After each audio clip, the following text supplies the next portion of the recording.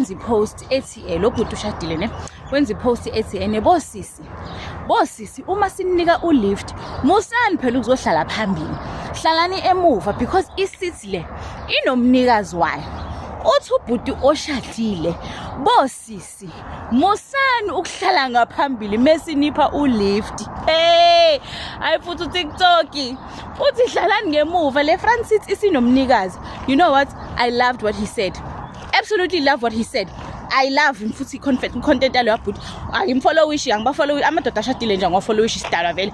Even Facebook mengisendela ama request angi-accept umuntu must follow his wife. Uma ngayabona nje profile pic nonke the only married men I have on my Facebook are people in my church, ama elders ebandla bola bobaba bebandla. But yeah,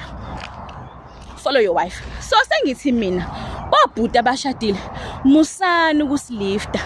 nisilifta into ebuko uba nisilifta into yapi.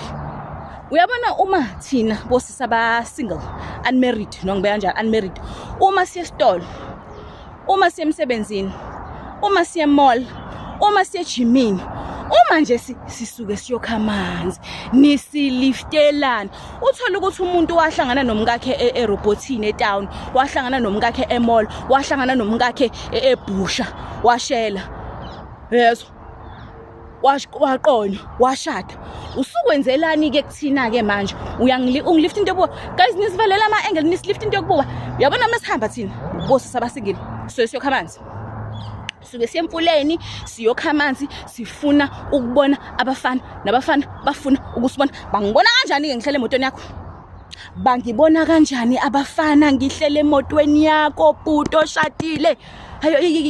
yabona nje ngiyithandile ipoint alo yabhuti ngaze ngacomment ngathi nje bhuti ngicela ningasilift yikona ke phela ukuthi angikwazi ukudisha ivideo yakhe ushadile njengoba ngisho amadoda ashadile ngiyawasaba usiso single nendoda eshadile akube inkukhu nempaka angihlangene nje liftani osisi bamakhosikazi ni lift umkhwekazi ni lift konke kodwa nje ningasilift thina uyabona mina ngizophuma emsebenzini ngihambe ngiyothenga igwinya yes ngihambe angilish nalelo gwinya lingiphasisa ngesilungulela mina igwinya ingoba ngifuna ukudlula kaTsepo ngifuna ukudlula emsebenzini wakaTsepo usuzoqhamuka ke wena hawu madlamini uyapi uyala istol awonami ngiyangakhona sambe ngifuna